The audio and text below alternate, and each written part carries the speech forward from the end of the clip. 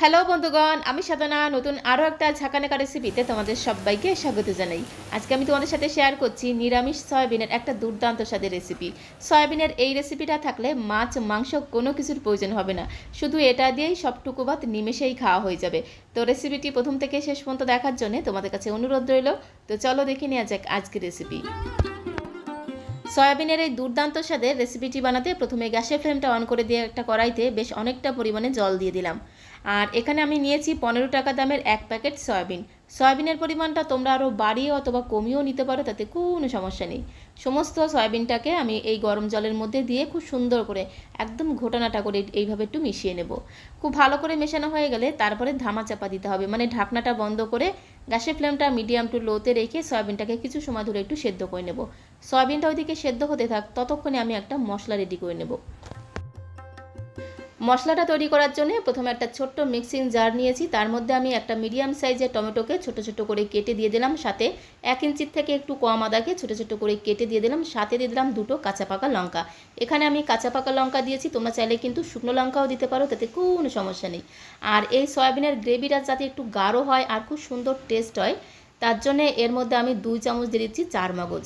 একটু চারমগজ দিলে এই সয়াবিনের গ্রেভিটা একটু গাঢ় হবে আর খেতে দারুণ টেস্ট হবে।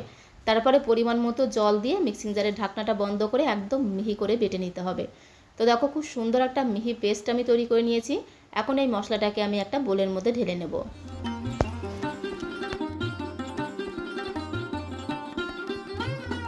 তো মশলাটাকে ঠিক এরকম করে একদম মিহি করে বেটে নিতে হবে, যাতে কোনো চারমগজ গোটা না থাকে, একদম মিহি করে বেটে নিতে হবে। মশলাটাকে একটা সাইডে রেখে দিলাম, আর এদিকে দেখো সয়াবিনটাও কিন্তু সেদ্ধ হয়ে গেছে, জলটাও কিন্তু অনেকটা শুকিয়ে গেছে, আর সয়াবিন দেখো ফুলে একদম ডবল হয়ে গেছে। তো এইরকম করে সয়াবিনটাকে মোটামুটি 3 থেকে 4 মিনিট সময় ধরে একটু সেদ্ধ করে নিতে হবে। এখন এই সয়াবিনগুলোকে জল থেকে ছেঁকে ছেঁকে অন্য একটা পাত্রের মধ্যে তুলে নেব।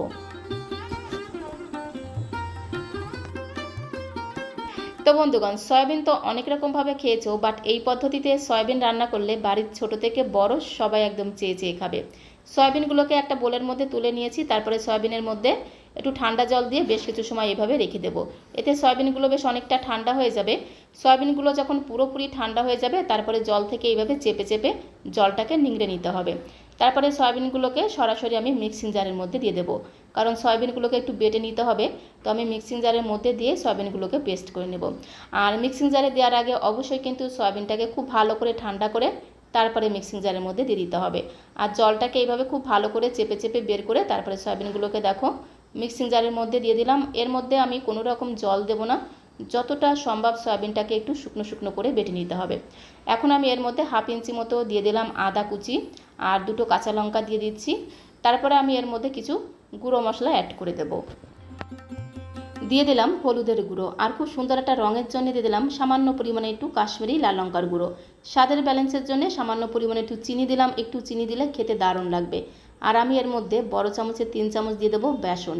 একটু বেসন দিলে খুব সুন্দর বাইন্ডিংয়ের কাজ করবে, সাথে সাথে খেতেও কিন্তু দারুণ টেস্টি হবে।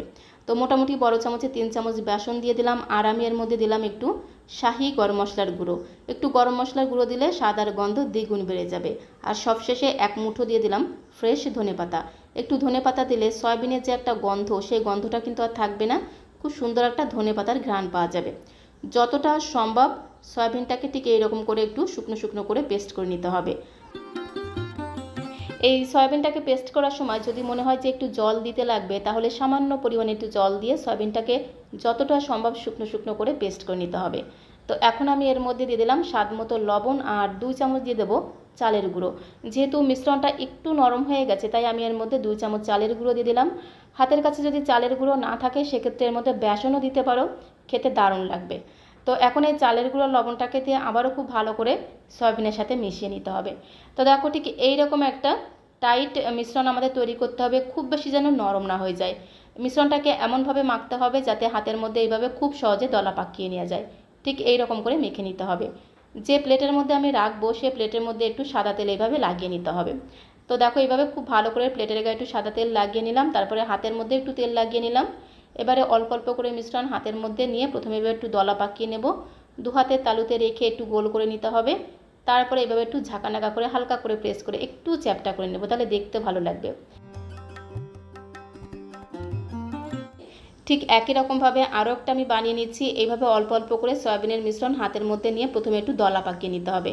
তারপরে দু হাতের তালুতে রেখে একটু গোল করে নিয়ে এইভাবে একটু হালকা করে প্রেস করলেই দেখো কত সুন্দর তৈরি হয়ে যাচ্ছে সয়াবিনের কোপ্তা। আর সয়াবিনের কোপ্তা একবার এইভাবে বানিয়ে খেলে বারবার বানিয়ে খেতে ইচ্ছে করবে। একে একে বেশ অনেকগুলো কোপ্তা আমি বানিয়ে নিয়েছি। তবে আরও কিছুটা সয়াবিনের মিশ্রণ কিন্তু রয়েছে, তবে এটা দিয়ে কিন্তু আমি পকোড়া ভেজে খাবো। এইভাবে সয়াবিনের মিশ্রণ তৈরি করে ছোটো ছোটো করে পকোড়া ভেজে খেতেও কিন্তু দারুণ লাগে। তো এখন এই কোপ্তাগুলোকে ভেজে নিতে হবে। তার জন্য দেখো গ্যাসের ফ্লেমটা অন করে দিয়ে একটা ননস্টিকের প্যান বসিয়ে দিয়েছি। প্যানটা একটু গরম হয়ে গেলে বেশ অনেকটা পরিমাণে দিয়ে দিলাম সর্ষের তেল। তেলটাকে খুব সুন্দর করে একদম ঘোটানাটা করে প্যানের গায়ে লাগিয়ে নিতে হবে। তারপরে তেলটা যখন একটু গরম হয়ে যাবে একে একে আমি সমস্ত কোপ্তাগুলো প্যানের মধ্যে দিয়ে দেবো। প্যানটা যেহেতু বেশ একটু বড় আছে তাই সমস্ত কোপ্তাগুলো আমি একবারে দিয়ে ভাজছি। যদি তোমাদের একবারে না ধরে তাহলে দুইবার দিয়ে এইভাবে কোপ্তাগুলোকে ভেজে নিতে হবে। এই সময় গ্যাসের ফ্লেমটা মিডিয়াম টু লোতে রাখতে হবে। তারপরে একে একে সমস্ত কোপ্তাগুলোকে দিয়ে এপিট ওপিট উল্টে পাল্টে একটু লালচে করে ভেজে নিতে হবে।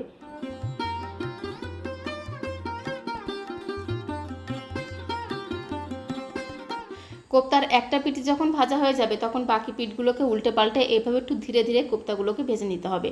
তাহলে ভেতর অবধি খুব সুন্দরভাবে ভাজা হয়ে যাবে, যার ফলে এই কোপ্তাগুলো খেতে দারুণ লাগবে। তো কোপ্তাগুলোকে উল্টে দিলাম, বাকি পিঠটা ভাজা হতে থাক। ততক্ষণে আমি একটা মশলা তৈরি করে নেব। তো মশলাটা তৈরি করার জন্য একটা ছোট্ট বাটির মধ্যে সামান্য পরিমাণে দিয়ে দিলাম একটু হলুদের গুঁড়ো, হাফ চামচ দিয়ে দিলাম জিরের গুঁড়ো, হাফ চামচ দিয়ে দিলাম ধনিয়া গুঁড়ো, আর খুব সুন্দর একটা রঙের জন্য দিয়ে দেবো কাশ্মীরি লাল লঙ্কার গুঁড়ো। এখানে আমি কাশ্মীরি লাল লঙ্কার গুঁড়ো দিয়েছি, তবে তোমরা চাইলে কিন্তু ঝাল লঙ্কার গুঁড়োটাও দিতে পারো, তাতে কোনো সমস্যা নেই। অল্প পরিমাণে জল দিয়ে এই গুঁড়ো মশলাটাকে জলের সাথে খুব ভালো করে একদম ঘোটানাটা করে মিশিয়ে নিতে হবে। আর গুঁড়ো মশলা যদি এইভাবে একটু জলের সাথে মিশিয়ে 5-7 মিনিট রেখে দেওয়া যায় তাহলে এই মশলাটা একদম বাটা মশলার মতো স্বাদ পাওয়া যায়। তো মশলাটা একটা সাইডে রেখে দিলাম, আর এদিকে দেখো এপিট ওপিট উল্টে পাল্টে কোপ্তার দু পিঠে কিন্তু ভেজে নিয়েছি। একটু ধীরে ধীরে ভেজে নিতে হবে, গ্যাসের ফ্লেমটা বাড়ানো যাবে না, তাহলে কোপ্তার উপরে তাড়াতাড়ি কালার চলে আসবে, ভেতরে কিন্তু কাঁচা থেকে যাবে। সেজন্য গ্যাসের ফ্লেমটা মিডিয়াম টু লোতে রেখে ধীরে ধীরে এইভাবে কোপ্তাগুলোকে একটু লালচে করে ভেজে নিতে হবে। কোপ্তাগুলোকে লালচে করে ভেজে নিয়েছি, এখন একটা পাত্রের মধ্যে তুলে নেব।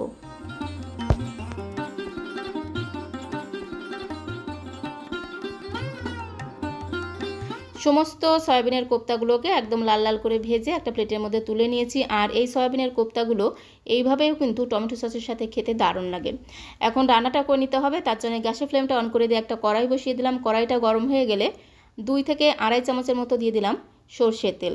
তেলটা একটু গরম হয়ে গেলে একটা শুকনো লঙ্কা ফোড়ন দিয়ে দিলাম, সাথে হাফ চামচ দিয়ে দিলাম গোটা জিরে ফোড়ন। তারপরে আমি এর মধ্যে কিছুটা গোটা গরম মশলা ফোড়ন দেবো। এখানে 3টে এলাচ, লবঙ্গ, দারচিনি আছে। একটু গোটা গরম মশলা ফোড়ন দিলে ঘ্রাণটা দুর্দান্ত হবে। ফোড়নটাকে খুব ভালো করে নেড়েচেড়ে এইভাবে একটু লালচে করে ভেজে নিতে হবে। ফোড়ন থেকে যখন খুব সুন্দর একটা ভাজা ঘ্রাণ বেরিয়ে আসবে তখন আমি এর মধ্যে 2টো তেজপাতাকে মাঝখান থেকে ছিঁড়ে দিয়ে দিলাম। তেজপাতাটাকে একটু নেড়েচেড়ে ভেজে নিতে হবে। তারপরে এর মধ্যে যে মিক্সিং জারে যে মশলাটা বেটে রেখেছিলাম সেই মিক্সিং জারে বেটে রাখা মশলাটা দিয়ে খুব ভালো করে নেড়েচেড়ে একটু মিশিয়ে নেব। তারপরে গ্যাসের ফ্লেমটা মিডিয়াম টু লোতে রেখে কন্টিনিউ নাড়াচাড়া করে এই মশলাটাকে কিছু সময় একটু কষিয়ে নিতে হবে। যতক্ষণ না এই মশলার কাঁচা গন্ধটা চলে যাচ্ছে ততক্ষণ অবধি খুব ভালো করে মশলাটাকে একটু কষিয়ে নিতে হবে। মশলাটাকে মোটামুটি বেশ কিছু সময় ধরে কষিয়ে নিয়েছি। মশলার কাঁচা গন্ধটা চলে গেছে আর মশলা থেকে দেখো তেল ছাড়তে শুরু করেছে। এখন আমি এর মধ্যে জলের মধ্যে যে গুঁড়ো মশলাটা গুলিয়ে রেখেছিলাম সেই মশলার মিশ্রণটা দিয়ে দিলাম। জলের মধ্যে আমি একটু হলুদের গুঁড়ো, হাফ চামচ জিরের গুঁড়ো, হাফ চামচ ধনিয়া গুঁড়ো, আর খুব সুন্দর একটা রঙের জন্য একটু কাশ্মীরি লাল লঙ্কার গুঁড়ো দিয়ে 5-7 মিনিট ভিজিয়ে রেখেছিলাম। সেই মশলার মিশ্রণটা দিয়ে খুব ভালো করে একটু ঘোটানাটা করে মিশিয়ে নিলাম। এখন আমি এর মধ্যে দিয়ে দেবো স্বাদ মতো লবণ, আর যেহেতু নিরামিষ রান্না স্বাদের ব্যালেন্সের জন্য দিয়ে দিলাম একটু চিনি। মশলার বাটিটা ধুয়ে বেশ কিছুটা জল দিয়ে দিলাম। তারপরে খুব সুন্দর করে একদম ঘোটানাটা করে মিশিয়ে নেব। খুব ভালো করে মেশানো হয়ে গেলে গ্যাসের ফ্লেমটা মিডিয়াম টু লোতে রেখে কন্টিনিউ নাড়াচাড়া করে মশলাটাকে খুব ভালো করে কষিয়ে নিতে হবে, যতক্ষণ না মশলা থেকে এইভাবে তেল ছাড়তে শুরু করছে। মশলা থেকে দেখো খুব সুন্দরভাবে তেল ছাড়তে শুরু করেছে আর কালারটাও কিন্তু দুর্দান্ত হয়েছে। একটু নেড়েচেড়ে মিশিয়ে নেওয়ার পরে এর মধ্যে আমি দিয়ে দেবো 2টো চেরা কাঁচা লঙ্কা, আর দিয়ে দেবো হাফ চামচ কাসুরি মেথি। একটু কাসুরি মেথি 2 হাতের তালুতে রেখে এইভাবে একটু ঢলে দেবো, তাহলে ঘ্রাণটা দুর্দান্ত হবে। তো কাঁচা লঙ্কা আর কাসুরি মেথিটাকে দিয়ে আরও মিনিটখানেক সময় ধরে একটু নেড়েচেড়ে কষিয়ে নেব। এই মশলাটাকে যত ভালোভাবে কষানো হবে আর রান্নার স্বাদ কিন্তু ততটাই বেড়ে যাবে। খুব সুন্দর করে নেড়েচেড়ে দেখো মশলাটাকে খুব ভালো করে কষিয়ে নিয়েছি। আর মশলাটা এইভাবে কষাতে কষাতে দেখবে কি সুন্দর একটা ঘ্রাণ তোমরা পাবে। যেহেতু এর মধ্যে কাসুরি মেথি দেওয়া আছে দারুণ সুন্দর একটা ফ্লেভার পাবে। মশলাটাকে খুব ভালো করে কষিয়ে নিয়েছি। এখন আমি এর মধ্যে পরিমাণ মতো দিয়ে দিলাম গরম জল। জলটাকে আগেই আমি গরম করে রেখেছিলাম। পরিমাণ মতো গরম জল দিয়ে খুব ভালো করে একটু নেড়েচেড়ে মিশিয়ে নিতে হবে। ঝোলের পরিমাণটা একটু বেশি দিতে হবে, যেহেতু কোপ্তার ঝোল, কোপ্তা অনেকটা ঝোল টেনে নেবে, তাই ঝোলের পরিমাণটা একটু বেশি দিতে হবে। ঝোলটাকে খুব ভালো করে মিশিয়ে নেওয়ার পরে তারপরে ঢাকনাটা বন্ধ করে গ্যাসের ফ্লেমটা মিডিয়ামে রেখে 4 থেকে 5 মিনিট সময় ধরে ঝোলটাকে প্রথমে খুব ভালো করে রান্না করে নিতে হবে। 4-5 মিনিট সময় ধরে ঢাকনাটা বন্ধ করে ঝোলটাকে রান্না করে নিয়েছি। আরও একবার খুব ভালো করে একটু মিশিয়ে নিলাম। তারপরে আমি এর মধ্যে আগে থেকে ভেজে রাখা সয়াবিনের কোপ্তাগুলোকে দিয়ে দেবো। আর এই কোপ্তাগুলোকে দেওয়ার পরে একটু ঝোলের সাথে মিশিয়ে নেব। তারপরে গ্যাসের ফ্লেমটা মিডিয়ামে রেখে আরও 3 থেকে 4 মিনিট সময় ধরে ঝোলটাকে রান্না করে নেব। তাতে এই কোপ্তাগুলো বেশ একটু সফট হয়ে যাবে, খেতে কিন্তু দারুণ লাগবে। তো কোপ্তাগুলোকে দিয়ে একটু নেড়েচেড়ে মিশিয়ে নেওয়ার পরে ঢাকনাটা বন্ধ করে জাস্ট 3 থেকে 4 মিনিট সময় ধরে ঝোলটাকে একটু রান্না করে নেব। তো এখন আমি তোমাদের 3 থেকে 4 মিনিট পরে ঢাকনাটা খুলে দেখাচ্ছি। ঝোলটা কিন্তু পুরোপুরি রান্না করা হয়ে গেছে। আর কালারটা দেখো কত সুন্দর হয়েছে। আর যেহেতু আমি ভাতের সাথে সার্ভ করব, তাই এরকম একটু ঝোলঝোল করে রান্না করলাম। একটু ঝোলঝোল করে রান্না করলে গরম গরম ধোয়াটা ভাতের সাথে খেতে জাস্ট অপূর্ব লাগবে। কালারটা দেখো কত সুন্দর হয়েছে। স্বাদে গন্ধে ভরপুর সয়াবিনের এই নিরামিষ কোপ্তাকারি এই পদ্ধতিতে একবার রান্না করলে বারবার বানিয়ে খেতে ইচ্ছে করবে। নামানোর আগে আমি এর মধ্যে দিয়ে দিলাম একটু শাহি গরম মশলার গুঁড়ো। গরম মশলার গুঁড়োটা একদমই অল্প পরিমাণে দিতে হবে, যেহেতু আমি গোটা গরম মশলা ফোড়নে দিয়েছিলাম, তাই একদম সামান্য পরিমাণে একটু শাহি গরম মশলার গুঁড়ো দিলাম। আর 1 চামচ দিয়ে দিলাম ঘি, যেহেতু নিরামিষ রান্না, সব শেষে যদি একটু ঘি দেওয়া যায় স্বাদ আর গন্ধ দ্বিগুণ বেড়ে যায়। তো মিনিট খানেক সময় ধরে একটু নেড়েচেড়ে মিশিয়ে নিয়ে গ্যাসের ফ্লেমটা বন্ধ করে দিলাম। তারপরে ধামাচাপা দিলাম, মানে ঢাকনাটা বন্ধ করে 2 মিনিটের জন্য একটু স্ট্যান্ডিং টাইমে রেখে দিতে হবে। তাহলে এই গরম মশলার গন্ধ আর ঘিয়ের গন্ধটা খুব সুন্দরভাবে এই কোপ্তার ঝোলের মধ্যে খুব সুন্দরভাবে ঢুকে যাবে, যার কারণে কোপ্তার ঝোলটা খেতেও কিন্তু দারুণ লাগবে। তো এখন আমি একটা পাত্রের মধ্যে কোপ্তার এই ঝোলটাকে সার্ভ করে দেবো। তো বন্ধুগণ, সয়াবিনের এই নিরামিষ কোপ্তাকারি রেসিপিটা তোমাদের কাছে কেমন লাগলো অবশ্যই কমেন্ট বক্সে লিখে জানিও। ভালো লাগলে একটা লাইক আর শেয়ার করে দেওয়ার অনুরোধ রইল। নতুন বন্ধু হয়ে থাকলে চ্যানেলটিকে সাবস্ক্রাইব করে দিয়ে পাশে থাকার অনুরোধ রইল। তো আজকের মতো এই পর্যন্ত, সবাইকে অসংখ্য অসংখ্য ধন্যবাদ।